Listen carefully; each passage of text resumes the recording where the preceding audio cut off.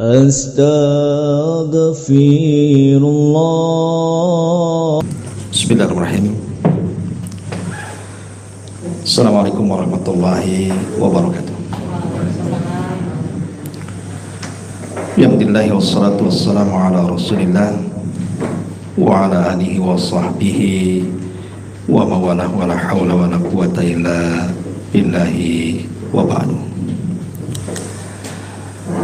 Alhamdulillah, segala puja dan puji hanya milik Allah subhanahu wa ta'ala. Salawat dan juga salam kita hadiahkan pada Rasul kita Nabi besar Muhammad sallallahu alaihi wa ala alihi wasallam. Pembahasan di siang ini insyaallah kita akan membahas tentang bagaimana caranya kita mencapai ketenangan hati ataupun kebahagiaan dunia.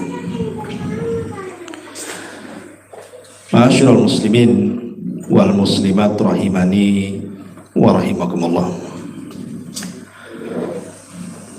Di antara sunnatun nas atau sunnatullahi azza wa jalla 'alan nas, sunnah Allah kepada manusia. Allah subhanahu wa ta'ala tidak menciptakan manusia itu dalam satu kondisi. Orang itu tidak mungkin tertawa terus. Kalau tertawa terus dibilang gila pula nanti. Ataupun menangis terus.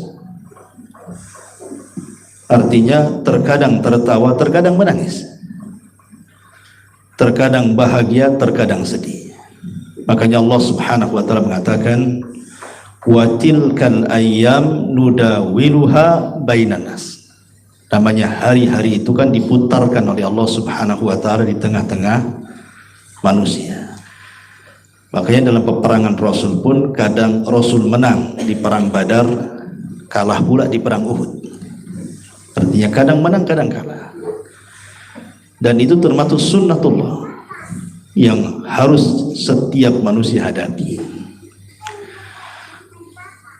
Sebelum saya terangkan lebih lanjut lagi,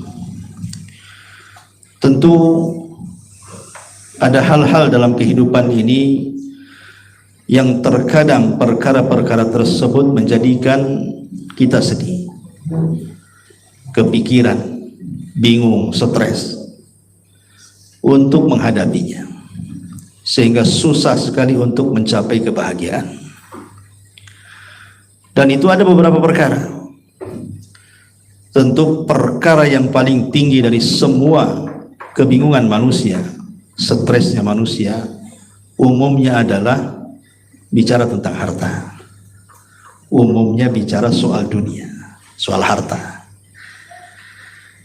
Baik orang mukmin ataupun kafir, baik orang miskin ataupun kaya, kalau urusan harta itu pasti membingungkan, menjadikan kita tidak tenang. Kalau orang miskin ya sudah wajar kan itu, dia sedih pengen harta untuk apa yang ia makan dan keluarganya. Tapi anehnya orang kaya juga sama, terkadang juga terpikir untuk menambah harta. Lah, masalah ini sudah dibahas oleh para ulama, karena memang harta sendiri adalah fitnah bagi setiap manusia. Anak kecil pengen harta, orang remaja pengen harta, orang tua pengen harta, laki-laki perempuan pengen harta. Harta ini pokoknya yang menjadikan tujuan hidup manusia, seolah-olah begitu. Kalau ingin kita terlepas dari kesedihan, terlampau banyak mikir harta, maka ada hal-hal yang harus dipahami soal harta ini. Pertama, mintalah rizki ataupun harta ini kepada Allah subhanahu wa ta'ala, karena yang namanya harta atau rizki itu tidak mungkin kemana, tidak mungkin salah alamat, mungkin bahasa kitanya. Malaikat yang membawa rizki kita itu kan tidak mungkin salah alamat. pasti akan diberikan kepada orang yang sudah dicatat rizkinya oleh Allah Subhanahu wa ta'ala. Artinya kalau kita yakin dan percaya bahwa setiap kita ini sudah dicatat takdirnya, ketika Allah Subhanahu wa ta'ala mencatat setiap takdir makhluknya di Lauhil Mahfuz, ditambah-tambah ketika kita berada di alam rahim. Ketika kita berada di alam rahim ibu kita, malaikat kan datang kemudian mencatat rizkinya. Artinya rizki kita ini sudah dicatat. Sehebat apapun manusia mencari rizki itu, tidak mungkin tambah dari yang sudah dicatat. Tidak mungkin, mustahil. Mau keluar dengan catatan Allah Subhanahu wa ta'ala itu mustahil. Karena manusia sudah dicatat, kenapa kemudian kita menjadi bingung? Kita menjadi stres. Bukankah rizki kita sudah dicatat? Makanya Rasul mengatakan tidak mungkin orang itu diwafatkan kecuali disempurnakan rizkinya. Mustahil orang itu diwafatkan kalau rizkinya belum disempurnakan. Pasti disempurnakan dulu baru diwafatkan. Dari sini pentingnya seorang itu berjalan dengan takdir Allah Subhanahu wa ta'ala. Ma'asyiral muslimin yang dimuliakan Allah Subhanahu wa ta'ala, Hatim Al-Asam seorang ulama salaf. Beliau pernah memberikan sebuah nasihat, dan nasihat itu bagus untuk kita. Beliau mengatakan, satu, rizki Allah itu tidak mungkin diambil orang lain. Rizki Allah itu tidak mungkin diambil orang lain. Sehebat apapun, sekuat manusia apapun mau mengambil rizki kita tidak mungkin berpindah kepada dia. Ini pula yang kemudian menjadikan kita tenang dan tidak hasad kepada orang. Kalau ini tertanam kepada kita, tidak mungkin hasad. Karena maaf, ada sebagian orang yang kemudian curiga dengan orang lain. Ini jangan-jangan warung saya disihir nih sama tetangga sebelah nih. Ya kan? Rizki kita sudah dicatat. Sekalipun mereka menggunakan 1000 dukun sekalipun untuk membangkrutkan kita, mustahil dukun-dukun itu bisa merampas rizki yang sudah dicatat Allah Subhanahu wa ta'ala. Kalau ini yang ditanam akidah seperti ini, tenang hidup kita ini, nggak mungkin stres ya. Kenapa? Karena kata Hatim Al-Asam, rizki kita tidak mungkin diambil orang. Sebagaimana amalan kita juga, pahalanya tidak mungkin diambil orang. Salat kita, puasa kita, zakat kita, ya untuk kita, bukan untuk orang lain. Kecuali kalau kita berbuat zalim kepada orang, baru amalan kita diambil orang yang kita zalimi. Ma'asyiral muslimin wal muslimat rahimani wa rahimakumullah. Intinya kalau kita ingin yakin, percaya dengan takdir Allah Azza wa Jalla. Tetapi ada sebagian manusia itu kan tidak sabar ketika mengerja rizki. Ketidaksabaran inilah yang menjadikan kemudian harusnya dia mendapatkan rizki yang halal, akhirnya mendapatkan rizki yang haram gara-gara nggak sabar tuh. Makanya pernah saya ceritakan kepada antum tentang kisah seorang pengemis yang datang ke rumah Ali bin Abi Thalib radhiyallahu anhu. Kemudian Ali menjanjikan akan memberikan 400 dirham. Maka setelah kemudian Ali mencari-cari 400 dirham itu di mana, nggak ketemu-temu tuh, lupa dia naruh.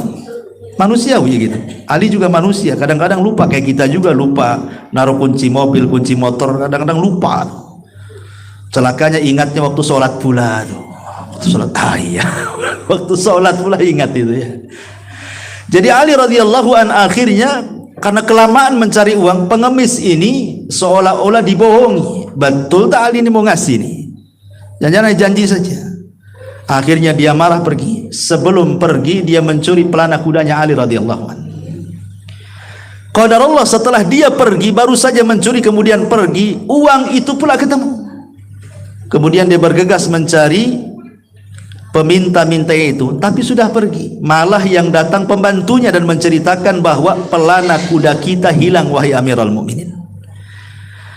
Maka kemudian Ali radhiyallahu anhu mengatakan, ya sudah kalau hilang, ini di tangan saya ada 400 dirham, belilah pelana sana ke pasar. Niatnya saya tadi mau ngasih pengemis, tapi dia sudah nggak ada. Maka kemudian pembantunya Ali ke pasar, ketemulah dengan orang yang jual pelana. Setelah tawar, akhirnya dapat pula harganya 400 dirham tadi, dibawa balik. Setelah kemudian dibawa balik, Ali kaget karena itu pelana Ali. Ini kan pelana kita kan itu.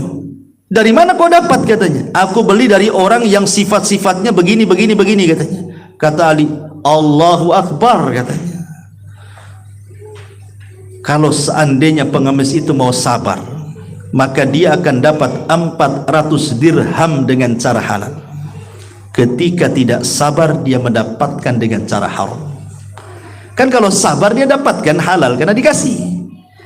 Tapi karena dia tidak sabar mencuri, kemudian dia jual harta curiannya sama-sama 400 dirham, dapatnya dengan cara yang haram. Artinya kan tetap saja di angka 400 itu dapatnya, nggak lebih juga, karena sudah ditakdirkan cuma 400 kan. Cuman ada yang tidak sabar untuk mencari yang 400 itu, akhirnya dia menganggap ada jalan pintas tapi tidak pantas, dia dapat dengan cara yang haram. Makanya harus sabar. Mungkin Allah subhanahu wa ta'ala ketika kita menguji kita itu karena ada sebuah hikmah yang kita tidak tahu masalahnya. Ketika kita mencari rizki, kok masih dipersulit saja oleh Allah azza wa jalla, sementara kita yakin bahwa Allah tidak mungkin mewafatkan kita kecuali disempurnakan rizkinya, tapi kok tidak juga dapat gitu ya. Boleh saja di balik sulitnya kita mencari rizki dan Allah takdirkan belum diberikan apa yang kita minta, di balik itu ada hikmah yang kita tidak tahu. Makanya ada istilah Al-Quran itu, wa asa an takrahu syai'an wa huwa khairul lakum. Boleh jadi sesuatu yang kita anggap benci itu baik pula bagi Allah. Mungkin Allah hendak mempersiapkan sesuatu yang kita tidak tahu. Karena ada hadis Nabi yang mengatakan ada orang-orang miskin itu kalau dikayakan justru dia kurang ajar. Ketika dia miskin dekat dengan Allah, ketika jadi kaya jauh pula daripada Allah subhanahu wa ta'ala. Karena hakikat harta itu, kalla innal insana la yatgha an ra'ahu stagna. Terkadang ada sebagian manusia itu mudah melampaui batas ketika rizki Allah dibentangkan kepada dia.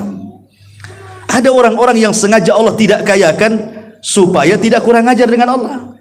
Tapi ada orang-orang kaya tidak Allah miskinkan, sebab kalau miskin lebih kurang ajar dia kepada Allah. Ada hikmah tuh ya, ada hikmah di balik situ. Makanya perlu sabar. Sabar itulah kunci kemenangan.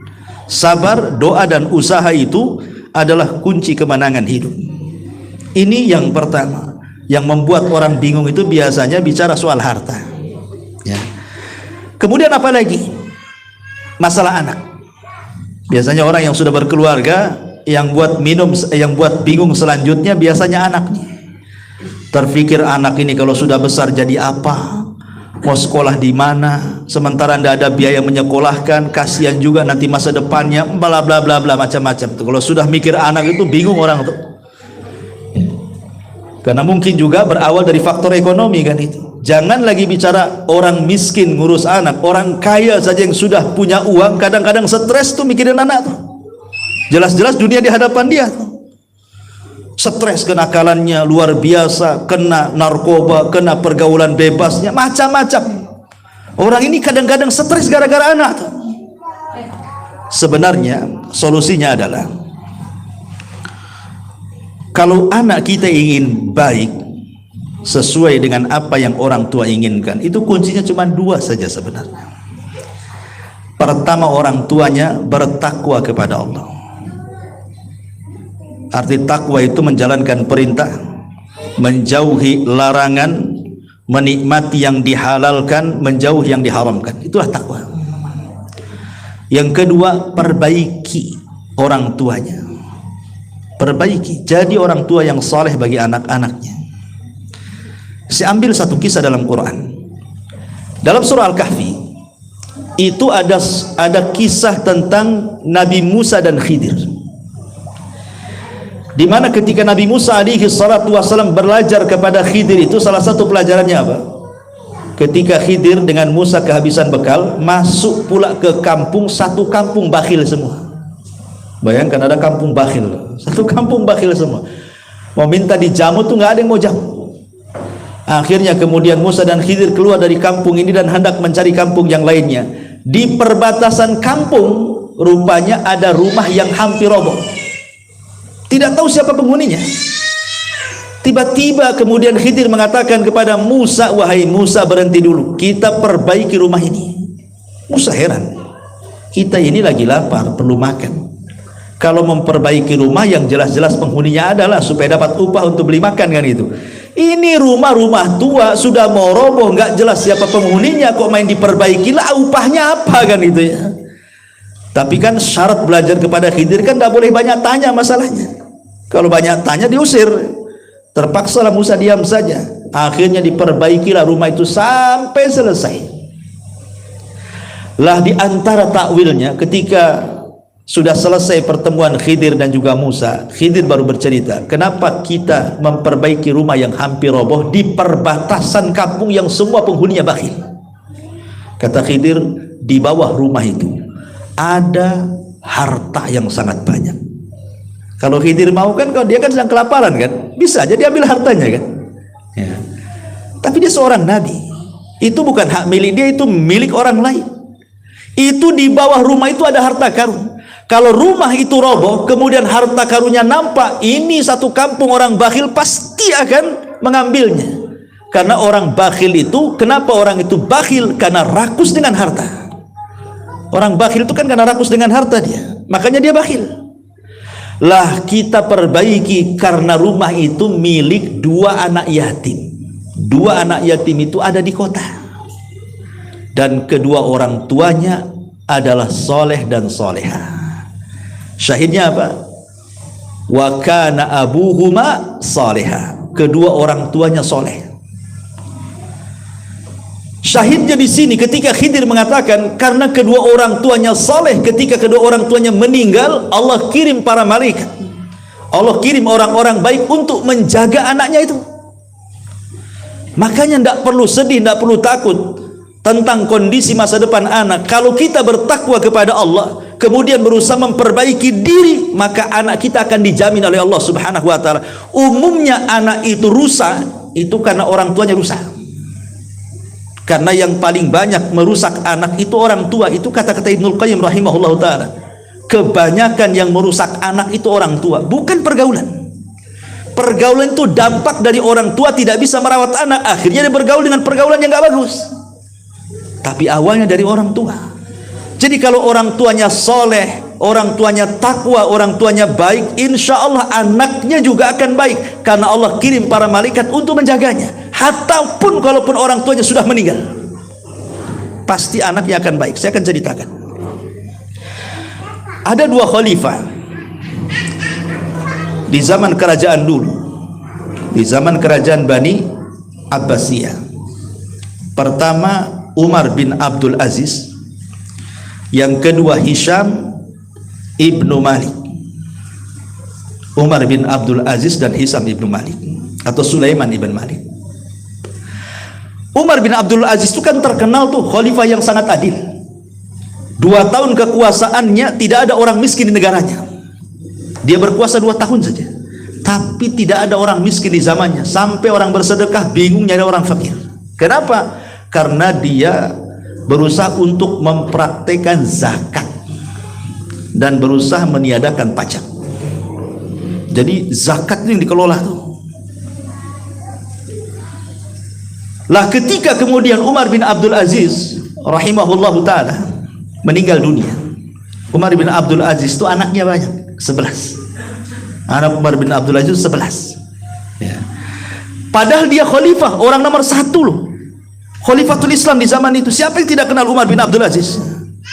Tapi dia meninggal hanya meninggalkan 14 dinar. Seorang khalifah ketika meninggal hartanya cuma 14 dinar. 14 dinar ini dipotong untuk fardu kifayah dia, untuk pembelian kafan, untuk penguburan, habislah 4 dinar, sehingga hartanya tinggal 10 saja, 10 dinar. 10 itulah yang diwariskan ke anak-anaknya. Sementara Sulaiman ibn Malik ini, ketika dia meninggal, miliunan hartanya, banyak hartanya, dan itu menjadi warisan anak-anaknya. Tetapi Umar bin Abdul Aziz ketika sebelum wafat, dia berpesan kepada anak-anaknya untuk bertakwa kepada Allah Azza wa Jalla, jangan pernah meninggalkan kewajiban.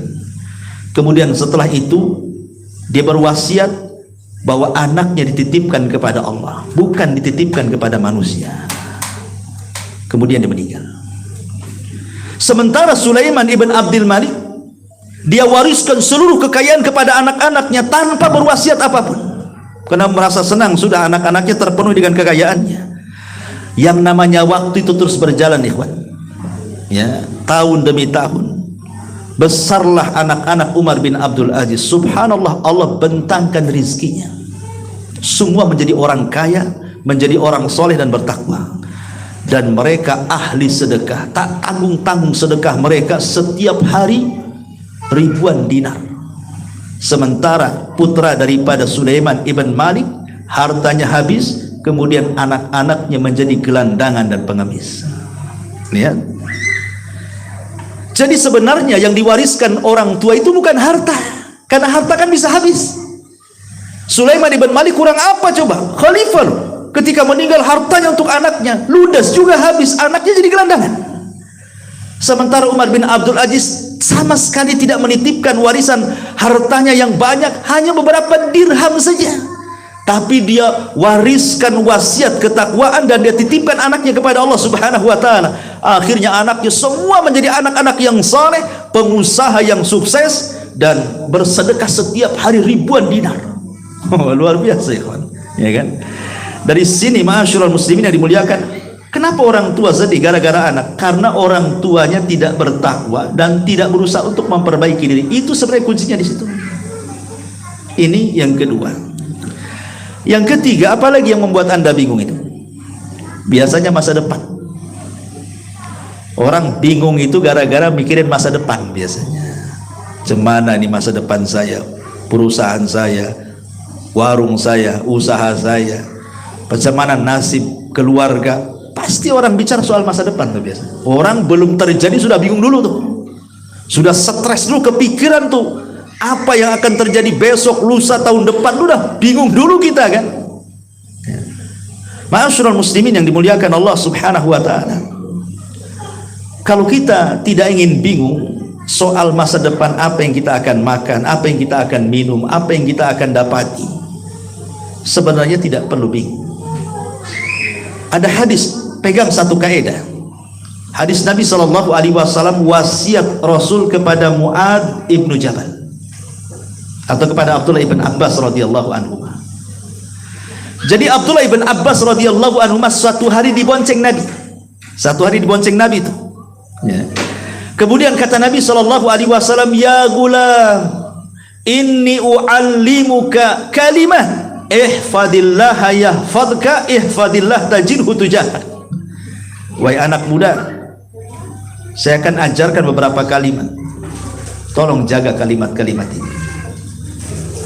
Kata Nabi SAW kepada Abdullah bin Abbas, jagalah Allah, niscaya Allah menjagamu. Jagalah Allah, niscaya engkau akan mendapatkan Allah di hadapanmu. Idza sa'alta fas'alillah wa idza sta'anta fasta'in billah. Kalau minta sesuatu, minta kepada Allah. Kalau minta tolong, mintalah pertolongan kepada Allah. Ini kaidah hidup namanya. Kalau kita menjaga Allah Subhanahu wa taala, artinya menjaga Allah itu menjalankan perintah, menjauhi larangan, menikmati yang dihalalkan, menjauhi yang diharamkan. Itu artinya menjaga Allah tuh. Maka orang tidak akan bingung masa depan. Kenapa? Karena Allah akan balik menjaga kita. Kalau kita jaga Allah, Allah jaga kita. Allah jaga kita, jaga harta kita, jaga anak-anak kita, pasti semuanya akan dijaga Allah. Tapi kalau kita tidak menjaga Allah, jangan harap Allah menjaga kita. Itu yang membuat bingung orang itu masa depan, karena orang itu tidak pernah menjaga Allah. Jaga Allah, Allah jaga kita. sehingga nggak perlu bingung lagi masa depan terjadi apa-apa. Terus nanti Allah itu yang ngatur semuanya. Allah tahu kok hajat kita tuh. Dan kalau minta kepada Allah, jangan minta kepada manusia. Minta kepada manusia itu tidak ada solusinya, ikhwan.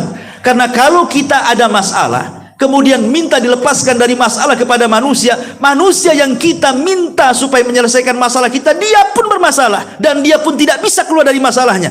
Macam mana orang yang bermasalah minta solusi kepada yang bermasalah, kan itu ya.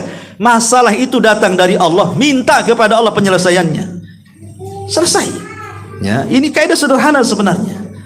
Jagalah Allah, niscaya Allah menjaga kita. Yang kedua, tadi sudah ulang, berjalan dengan takdir. Masa depan itu kita tidak tahu takdir kita apa. Besok kita akan mati, besok kita akan sukses, besok kita akan gulung tikar atau kebentang tikar, besok kita akan begini-begini. Tidak ada yang tahu kecuali Allah, ikhwan. Tidak ada yang tahu. Kalau orang itu yakin dengan takdir bahwa Allah sudah mentakdirkan kita 500 tahun sebelum Allah menciptakan langit dan bumi, tenang orang itu. Ngapain kemudian berpikir masa depan? Oh, semua sudah ditakdirkan Allah Azza wa Jalla. Berjalanlah dengan takdir, selesai itu. Hilang stresnya. Tapi orang yang bingung itu biasanya nggak yakin dengan takdir tuh biasanya. Makanya dia bingung. Ya. Ini juga yang membuat orang bingung adalah memikirkan masa depan. Kemudian juga apa lagi yang buat orang bingung? Yang membuat orang bingung itu biasanya orang mikir kematian. Ini biasanya orang-orang yang bingung mikir mati ini biasanya usia-usia yang sudah di atas kepala 4, kepala 5 itu biasanya. Ya kan, orang kalau semakin tua itu emosionalnya semakin tinggi. Jadi perasaannya itu semakin pekat. Begitu. Orang kalau apalagi sudah usia 60 tahun itu pasti takut dengan mati itu. Dan macam-macam ditakutkan itu. Takut kalau dia sudah tua sekali, nggak dirawat anak-anaknya, dijauhi teman-temannya, terbaring siapa yang merawat. Wah, macam-macam otaknya itu. Orang kalau sudah tua itu pasti ke situ pikirannya, terutama masalah kematian tuh. Pasti orang itu takut mati. Sebenarnya bukan orang tua saja, semua orang takut mati. Saya juga takut mati, antum juga takut mati. Tidak ada orang nggak takut mati. Selama orang hidup pasti takut mati. Kata Aisyah radhiyallahu anha, dia mengatakan, ya Rasulullah, kulluna nakhaful maut. Kami semua takut mati. Itu Aisyah radhiyallahu mengatakan seperti itu. Semua itu takut mati. Tapi bagaimana solusinya supaya kita tidak sedih memikirkan kematian, tidak bingung memikirkan kematian? Ikhwatu fiddin yang dimuliakan Allah Azza wa Jalla. Kematian itu sebuah kepastian. Ingat, orang yang lebih mulia dari kita, para nabi, semua mati. Termasuk Nabi kita Muhammad SAW di usia 63 tahun dia mati. Para sahabat, para tabi'in, para ulama, semua sudah meninggal mendahului kita.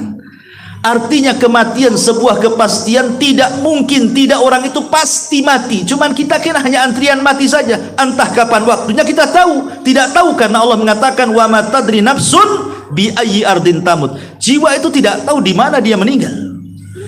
Tetapi bukan masalah di mananya kita meninggal. Yang masalah itu bagaimana kita meninggal sebenarnya. Apakah su'ul khotimah atau husnul khotimah, itu saja. Jadi kalau ingin tenang, ingat kematian itu sebuah kepastian. Gak usah dipikirkan. Sebuah pasti mati. Nabi aja mati, bagaimana kita pula ingin hidup? Ya, orang yang mulia lebih duluan mati, kok kita pula ingin hidup, dari mana ceritanya?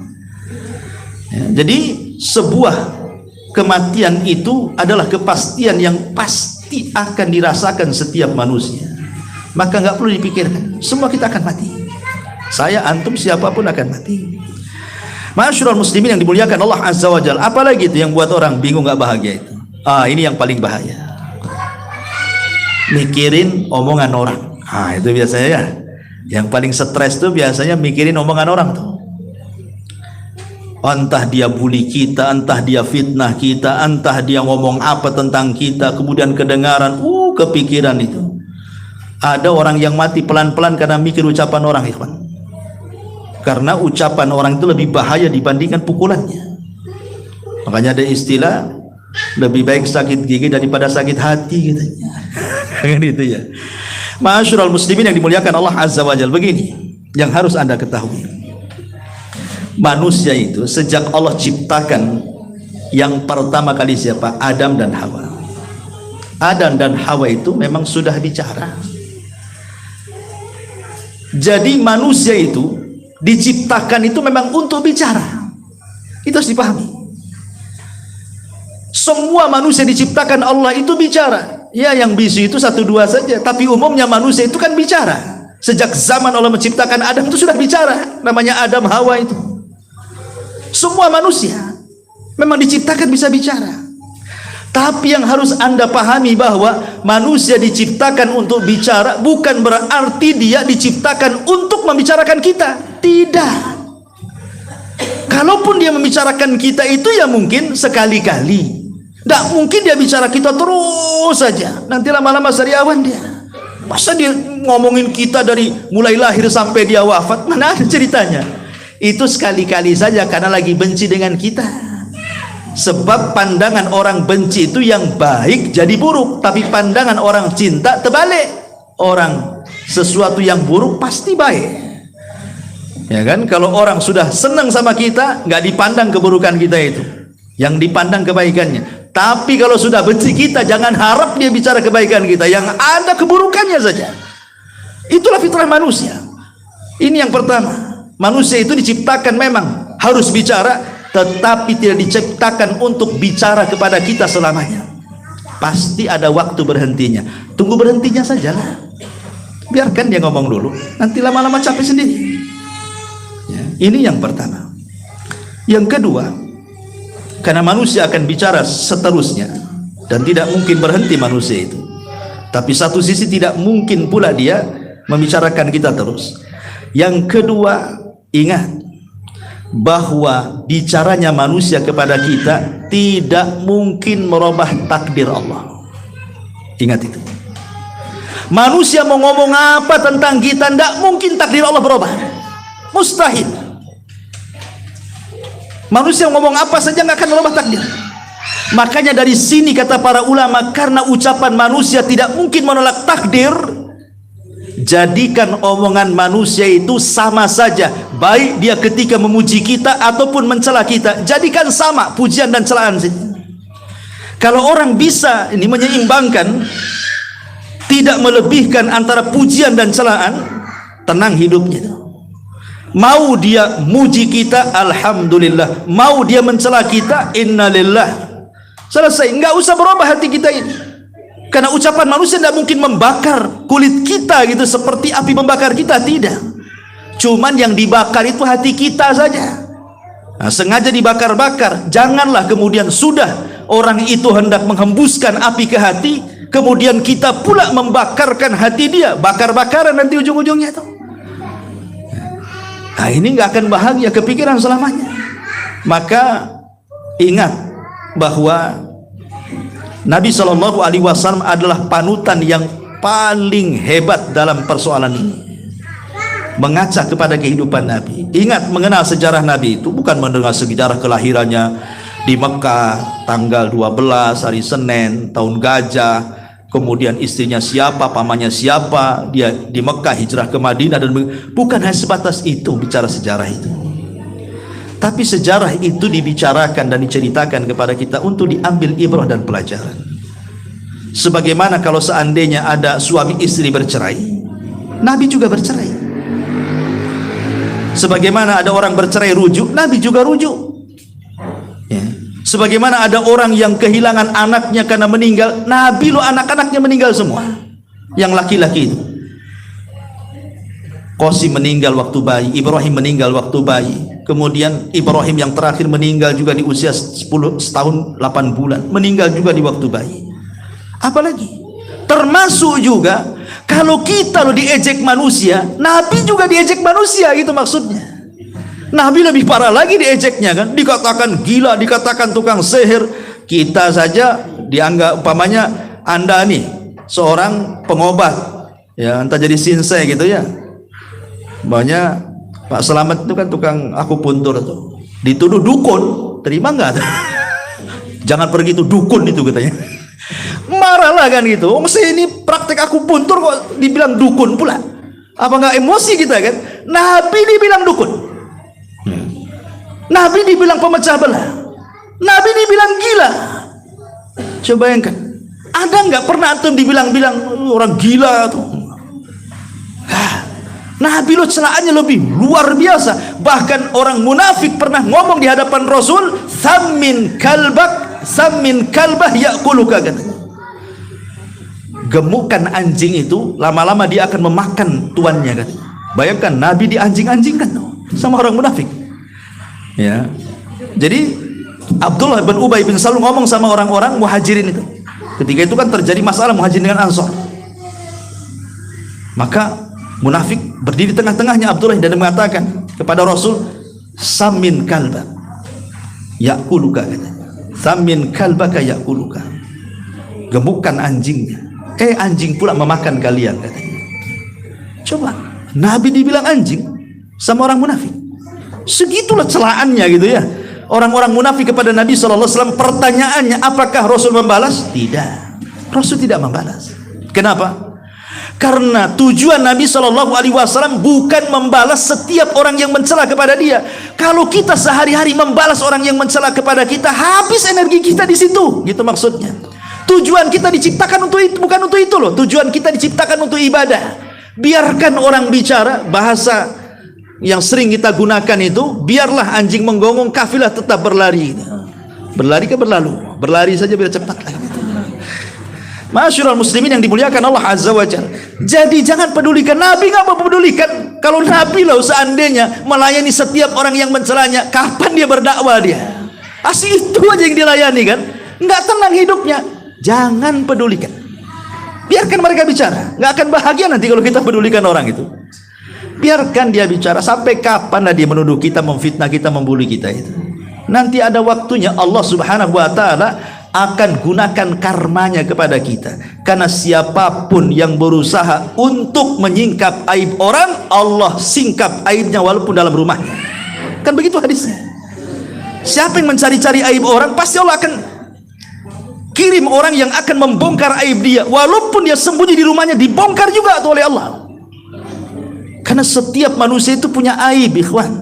Kenapa orang mencela orang? Karena dia tidak memiliki yang orang miliki. Itu masalahnya.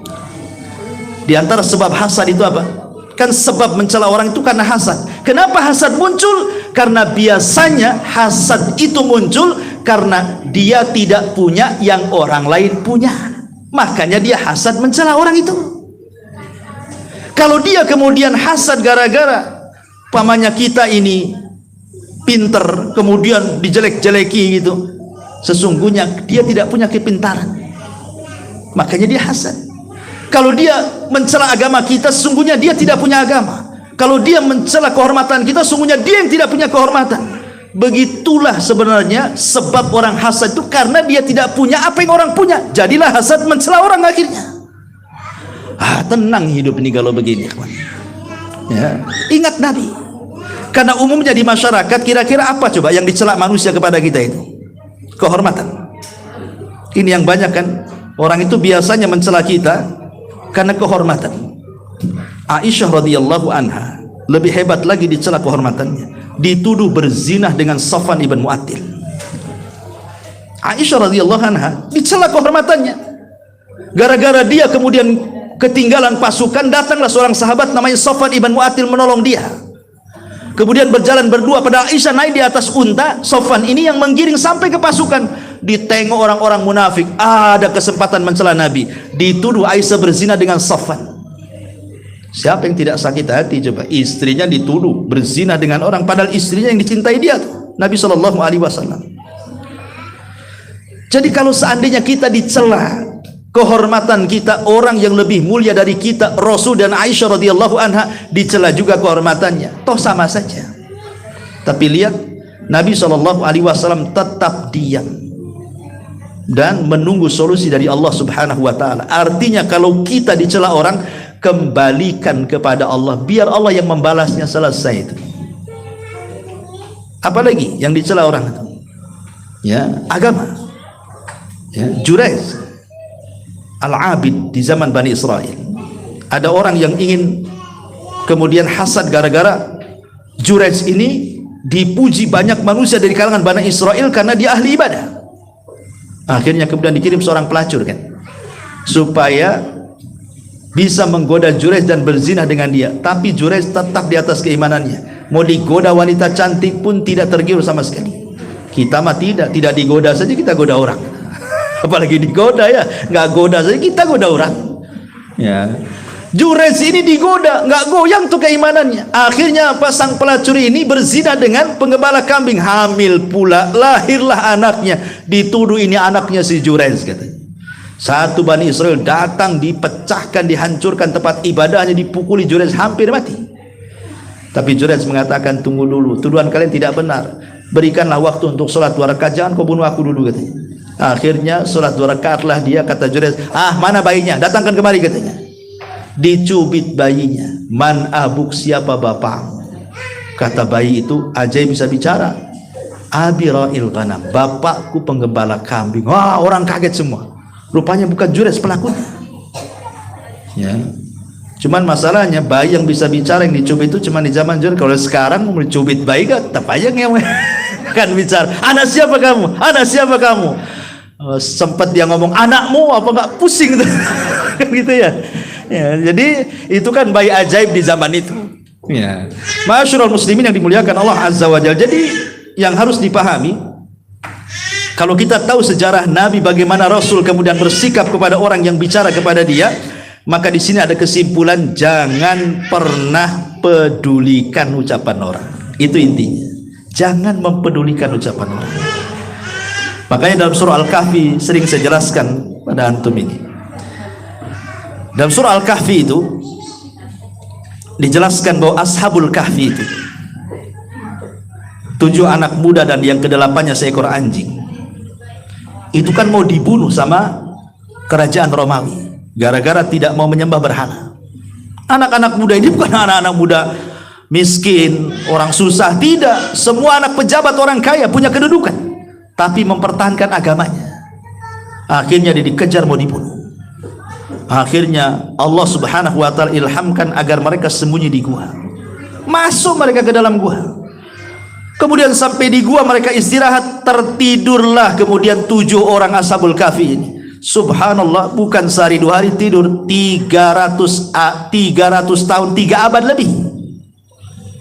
300 tahun lebih mereka tidur. Tahu-tahu bangun. Ketika mereka bangun, yang satu di antara mereka bangun pertama ingin cari makan. Kemudian datanglah keluar sambil ketakutan karena takut masih kerajaan yang lama kan. Rupanya sudah berbeda, rajanya pun sudah berubah, dan raja yang sekarang berkuasa jauh lebih baik, lebih adil, lebih soleh dibandingkan raja berikutnya, dan beragama sama dengan agama mereka, tidak musyrik. Kemudian namanya uang 300 tahun yang lalu kan nggak laku kan itu. Kayak kita lah, uang di zaman Belanda beli ke pasar belanja mana dapat ayam. Yang ada diketawakan, ini uang apa ini katanya. Tapi kemudian mereka heran, itu uang dari mana dapatnya? Sampailah uang itu ke kerajaan. Kemudian sampai rajanya turun. Kemudian diceritakan kisah mereka, takjublah raja itu sehingga ingin memuliakannya. Akhirnya dibawalah raja dan pejabat-pejabat ini dihantar ke gua. Rupanya masih ada lagi 7 orang. Tapi sayang ketika sampai di gua, setelah diceritakan kepada raja, kemudian Allah istirahatkan mereka tidur sebentar. Rupanya Allah wafatkan. Dari sini pelajarannya apa? Terkadang tidur itu bisa mengalahkan musuh.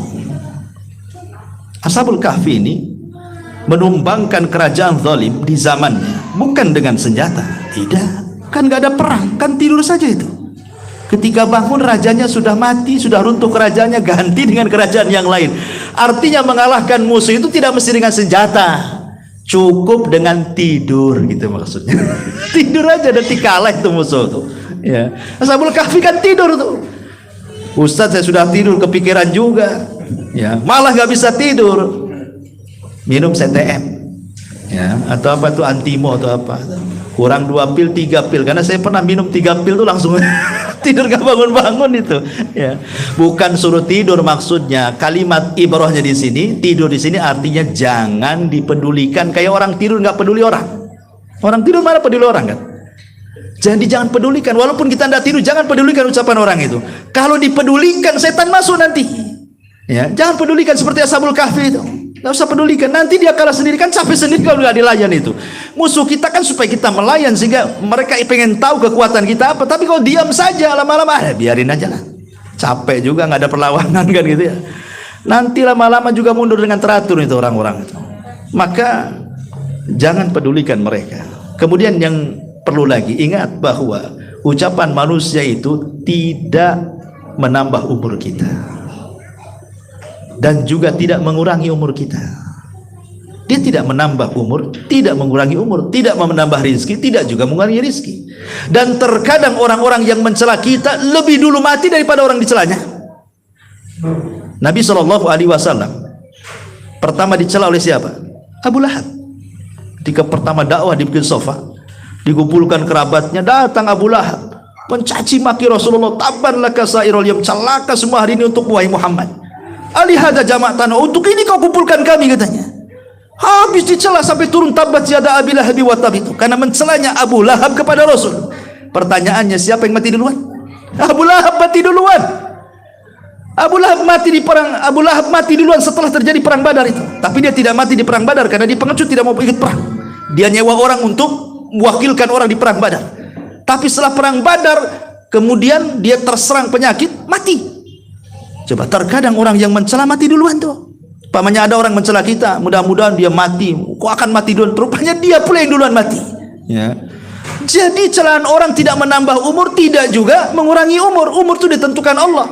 Termasuk juga rizki. Betapa banyak orang yang dulunya dihina, dibuli, dengan berjalannya waktu dia pula yang menjadi kaya. Akhirnya orang yang membulinya malu sendiri kan?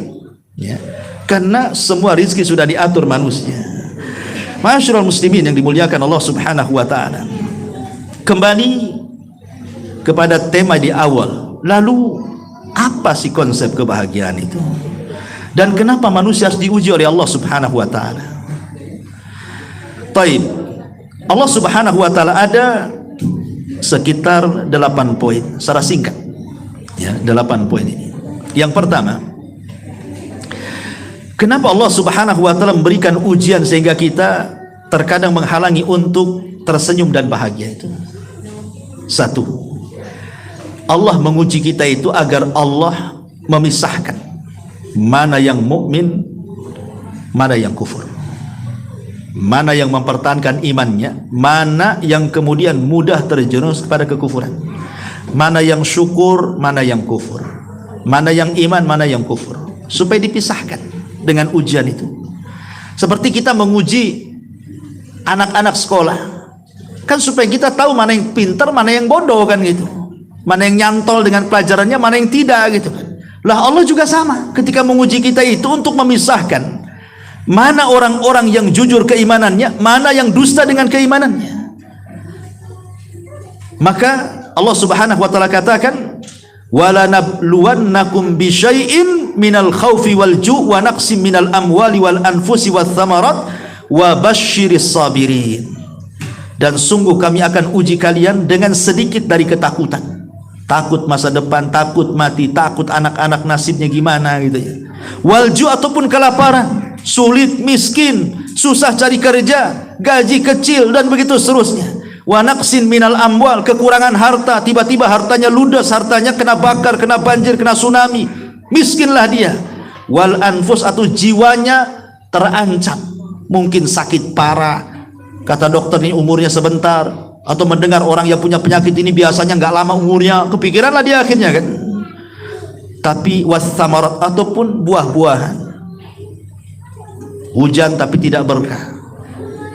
Punya pohon mangga di depan, sudah 15 tahun ditanam, tak kunjung-kunjung lah berbuah tuh. Ada apa di sini? Ya. Tapi Allah katakan wabasyiris sabirin, berbahagialah bagi orang-orang yang sabar dengan ujian-ujian itu. Berarti Allah ingin tahu siapa yang sabar, siapa yang tidak tuh. Ya. Kalau dia sabar, wabasyiris sabirin, habarkan kepada orang-orang yang sabar itu kabar gembira. Siapa orang yang sabar itu? Alladzina idza asabatkum musibah qalu inna lillahi wa inna ilaihi rajiun. Orang-orang yang apabila ditimpa musibah, dia mengatakan semua datang dari Allah, semua adalah milik Allah dan akan kembali kepada Allah Subhanahu wa taala. Selesai. Allah pengen tahu kesabaran kita sampai di mana, makanya diberikan ujian. Ini yang pertama. Ya. Kemudian yang kedua, ingat bahwa ada perkara-perkara yang tidak bisa diraih kecuali dengan sabar. Sampai Imam Ibnul Qayyim mengatakan ada sorga itu tidak bisa diraih dengan sholat, dengan puasa, dengan zakat, dengan baca Quran. Ada sorga itu yang tidak bisa diraih dengan ibadah dan hanya bisa diraih dengan kesabaran. Makanya Allah mengatakan di dalam Al-Quran, innama yuwaffas sabiruna ajrahum bighairi hisab. Sesungguhnya kami akan cukupkan pahala bagi orang-orang yang sabar itu tanpa batas. Bayangkan, sholat itu pahalanya ada batasnya. Puasa, zakat, sedekah, baca Quran, itu semua terbatasi pahalanya. Kecuali sabar, pahalanya tidak akan ada batasnya. Jadi kalau sabar, dia akan mendapatkan surga yang tidak bisa diraih dengan cara ibadah. Ya. Kemudian yang ketiga, harta dan anak-anak ataupun dunia secara umum adalah fitnah yang Allah Subhanahu wa ta'ala sengaja memfitnah hamba-hambanya liya'lama man yashkuruhu 'alaiha wa man yashtagilu biha, untuk mengetahui siapa yang bersyukur dan siapa yang justru tidak bersyukur. Tadi sudah jelaskan di awal. Kemudian yang nomor 4, wa yabtalillahu bil masaib taratan wa bin ni'ami taratan. Tapi ingat bahwa yang namanya manusia itu kan tidak selamanya diuji oleh ujian kan, ada juga dilalukan kepadanya kebahagiaan. Makanya sering saya istilahkan, manusia kan tidak mungkin tertawa terus, tidak mungkin menangis terus, tidak mungkin bahagia terus, tidak mungkin sedih terus. Pasti ada keseimbangan. Sebagaimana definisi bahagia itu kan agak sulit didefinisikan. Bahagia itu apa sih? Itu sulit didefinisikan bahagia itu. Ya, lain kalau perkara-perkara yang lain mungkin bisa didefinisikan. Tapi bahagia ini definisi apa? Bingung orang itu. Definisi bahagia apa coba? Ada sebenarnya ulama mengatakan bahwa definisi bahagia itu artinya tawazun bainar ruhi wal jasad, katanya. Menyeimbangkan ruh dan jasad. Ya, karena bahagia itu bukan hanya semata-mata perkara agama, perkara dunia juga bisa menyumbang kebahagiaan. Bahagia itu tidak, makanya Islam itu definisinya bukan bahagia, bukan orang yang masuk Islam kemudian bahagia, tidak. Justru dalam Islam itu orang masuk Islam akan diuji itu. Makanya Allah mengatakan ahasiban nas an yutraku an yaqulu amanna wa hum la yuftanun. Apakah manusia mengira setelah mengucapkan saya beriman mereka tidak diuji? Bahkan mereka akan diuji. Lalu apa maksudnya tawazun bainar ruhi wal jasad itu, keseimbangan ruh dengan jasad itu? Maksudnya adalah jasad perlu bahagia, ruh juga perlu bahagia. Karena kebahagiaan itu kan macam-macam. Bagi orang miskin, bahagia itu kalau punya harta, bahagia bagi dia. Kan itu ya. Bagi orang yang sudah kaya raya, bahagia itu pengen tenang. Ya, pengen tenang hatinya kan. Apalagi yang mau dicari? Paling dicari ketenangan sama dia. Itulah bahagia bagi dia. Orang yang berumah tangga, kalau ingin bahagia apa? Pengen anak kan itu. Orang yang belum kawin, pengen kawin kan itu. Orang bahagia itu kan relatif. Apa yang dihajatkan manusia gitu. Siapa dia dan apa yang dicarinya. Itulah definisi bahagia. Artinya jasad ini juga pengen bahagia. Orang lapar pengen makan, udah makan dia bahagia. Orang haus pengen minum, itulah yang dia cari bahagia. Tetapi ruh juga penting. Jasad ini bisa menyumbang kebahagiaan, tapi bukan segala-galanya. Yang menjadikan kebahagiaan mutlak itu adalah ruh. Ruh itu yang menjadikan kebahagiaan mutlak. Kalau hati kita ini, ruh kita ini sempit, maka jasad pun akan terasa sempit. Tapi kalau ruh ini lapang, jasad pun akan terasa lapang. Semuanya akan lapang. Makanya saya istilahkan, kalau Anda punya rumah yang lapang tapi jiwa sempit, nggak akan pernah lapang rumah itu. Nggak akan kerasan di rumah. Sebagaimana kalau kita punya rumah sempit gitu ya, pakai seng pendek, kalau hujan berisi gitu, tapi hatinya lapang. Oh, rumah ini kayak lapang, nggak pernah dia mau keluar dari rumahnya tuh. Tapi banyak orang-orang kaya nggak betah di rumah, pulang, nanti pergi lagi, pulang, pergi. Itu ada masalah itu orang itu kok. Harusnya orang kaya sudah kaya itu ya betah di rumah lah. Kalau orang miskin jarang di rumah, wajar dia cari rezeki. Ini enggak, ada orang kaya disiksa dengan kekayaannya, nggak pernah di rumah. Lalu dia buat rumah untuk apa kalau bukan untuk ditempati itu? Masa rumah tuh dibangun tuh ditengokin dari luar saja untuk bangga-banggaan tuh aku punya rumah bagus? Itu nggak bahagia, itu menipu diri namanya. Jadi ma'asyiral muslimin yang dimuliakan Allah, definisi bahagia ini agak sulit didefinisikan. Walaupun ada tadi ulama yang mengatakan seperti itu, tapi ulama ada yang mengatakan bahwa bahagia itu sebenarnya letaknya di hati. Hati inilah yang membuat orang bahagia. Kemudian juga yang kelima, bahwa ujian itu yakunu hasbal iman. Tetap saja ikhwan, walaupun manusia sehebat apapun, seiman apapun dia, seahli ibadah apapun dia, sehebat apapun keislamannya, pasti dia akan diuji sama dengan orang-orang awam diuji. Cuman ujian orang yang beriman terkadang lebih berat dibandingkan ujian orang awam, karena ujian itu disesuaikan dengan imannya orang. Kalau imannya kuat, ujiannya keras, ujiannya besar. Tapi kalau imannya lemah, Allah ringankan ujiannya sesuai dengan kadar imannya. Jadi jangan heran kalau seandainya orang dulu belum hijrah. Saya belum hijrah Ustaz, Masya Allah enak dunia ini, masih kerja di bank, masih dengan ribanya. Oh, rumah enak, keluarga enak, anak pun bisa disekolahkan, bisa nyicil mobil ini itu. Setelah saya keluar dari bank, menghindar riba, kemudian kerja jadi tukang jual es, hidupnya susah katanya kan. Terkadang ujian itu disesuaikan dengan keimanannya. Imannya kan sudah mulai kuat tuh, makanya dia hijrah. Ujiannya pun makin besar juga tuh. Sebab kalau dia itu imannya lemah, ya ujiannya pun lemah. Makanya Nabi SAW mengatakan, al-anbiya inna asyaddal bala al-anbiya. Sebesar-besarnya ujian itu para nabi. Kemudian setelahnya. Kemudian kata Nabi SAW di ujung hadis, dia mengatakan, fayabtaliyar rajulu ala hasbi dini, bahwa orang itu diuji sesuai dengan kadar agamanya. Fa in kana dinahu sulban ishtadda balaan. Kalau keimanannya kokoh, maka ujiannya makin besar. Tetapi wa in kana fi dini riqqatan, kalau agamanya lemah, imannya lemah, maka ubtuliya ala hasbi dini, maka akan dia diuji sekadar keimanan dan agamanya saja. Maka itu harus dipahami bahwa ujian, kalau anda makin ngaji, pasti makin berat ujiannya. Hadapi, justru itu pahala di balik ujian.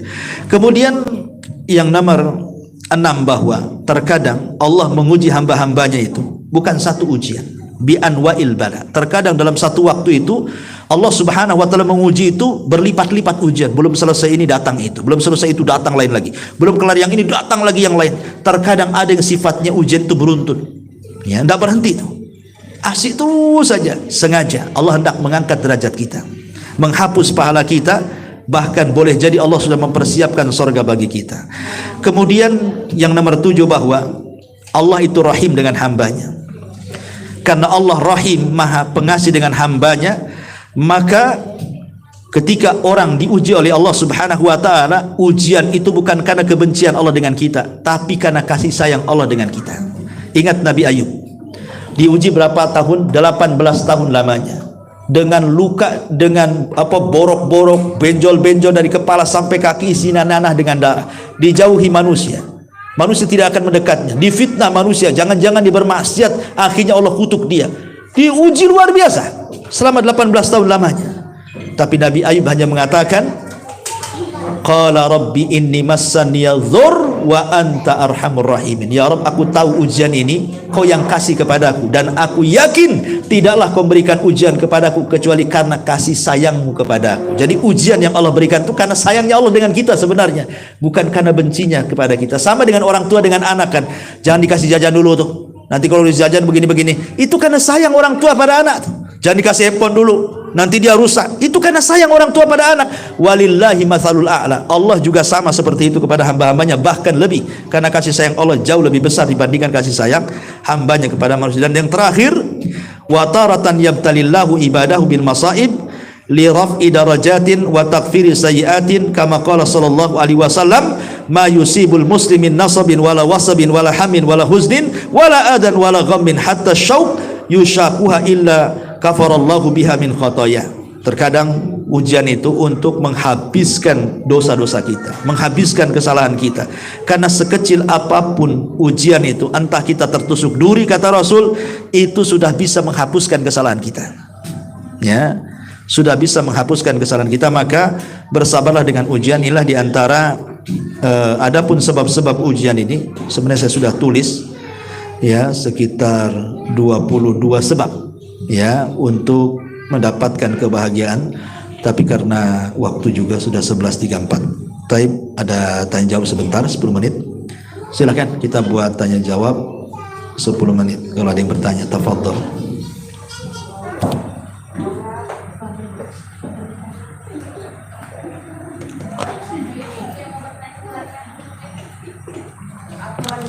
Iya.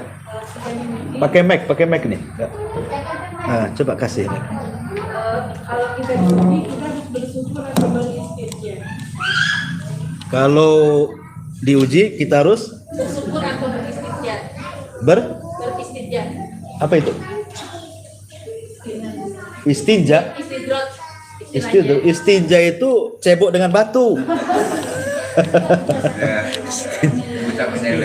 Istinjemar. Oh, istirja, ya kan? Iya. Ya, alhamdulillah. Kalau orang mendapatkan ujian yang pertama kali, ya istirja dulu. Kalau kita mendapatkan ujian, di awal kita dapat ujian, istirja, mengucapkan innalillahi wa inna ilaihi rajiun. Itu sebagai bentuk redha. Orang harus kena ujian itu kan ada dua sifat yang harus ada. Pertama sabar, yang kedua ridha. Sabar ini berkaitan dengan ikhlas dalam hati. Adapun ridha berkaitan dengan lisan.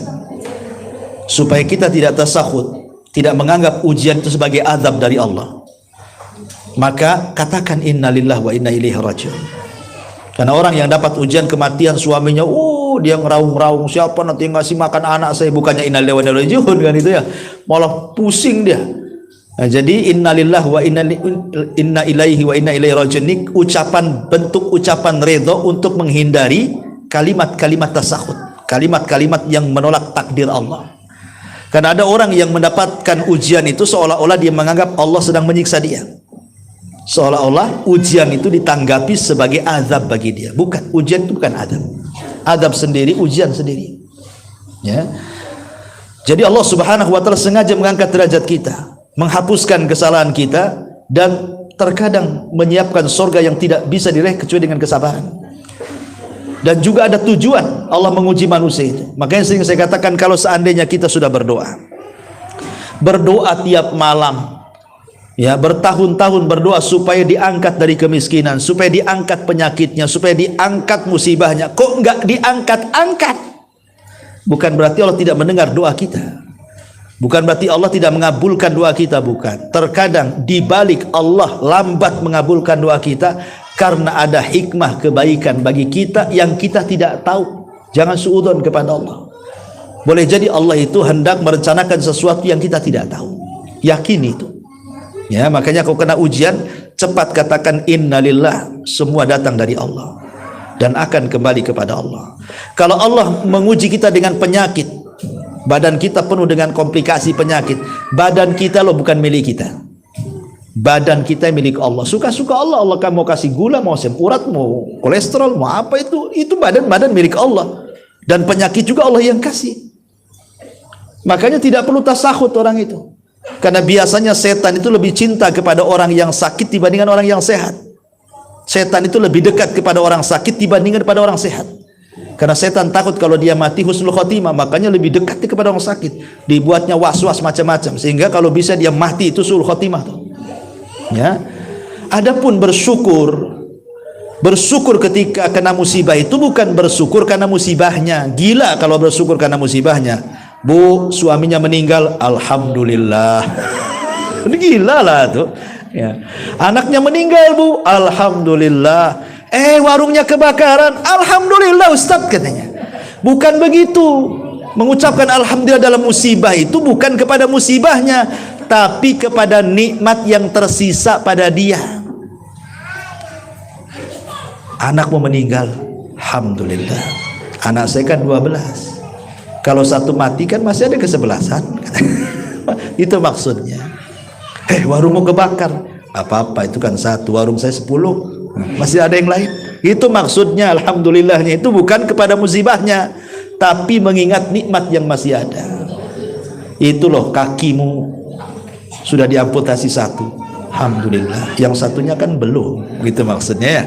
Jadi Jadi kalau dia, dan itu puncak daripada orang yang sabar, itu kalau bisa itu sudah paling puncaknya. Kalau orang bisa menggabungkan 3 kalimat, sabar, redha, syukur, wah itu sudah paling hebat. Dan karena itu puncak menghadapi musibah. Tapi jarang yang seperti ini, jarang sekali. Imam Ahmad ketika sakit, dia mengucapkan kalimat aduh. Kita kan kalau sakit aduh gitu kan ya. Imam Ahmad ketika sakit mengucapkan anin, kalimat aduh. Kata muridnya diingatkan, ya Imam, innal anina kalamun wal kalamu yuktab gitu. Imam, ucapan aduh itu, kalimat aduh itu adalah ucapan, dan ucapan itu pasti dicatat malaikat raqib dan atid. Langsung diam Imam Ahmad, diam. Dia tidak mau meraung ketika sakit, karena dia tahu raungan itu bagian dari ucapan, dan ucapan itu akan dicatat dan dipertanggungjawabkan gitu. Langsung diam. Oh, kalau kita menjerit-jerit padahal durinya kecil saja, tapi jerit-jeritnya itu kok seolah-olah disembelih. Subhanallah ya kan, karena kurang sabar itu ya. Nah begitulah para ulama salaf ya. Wallahu a'lam. Ya, saya kira cukup sampai di sini ya Bu ya. Kita lanjutkan di lain kesempatan. Subhanaka bihamdika asyhadu an la ilaha illa anta astaghfiruka wa atubu ilaik. Allahu ta'ala. Assalamualaikum warahmatullahi wabarakatuh.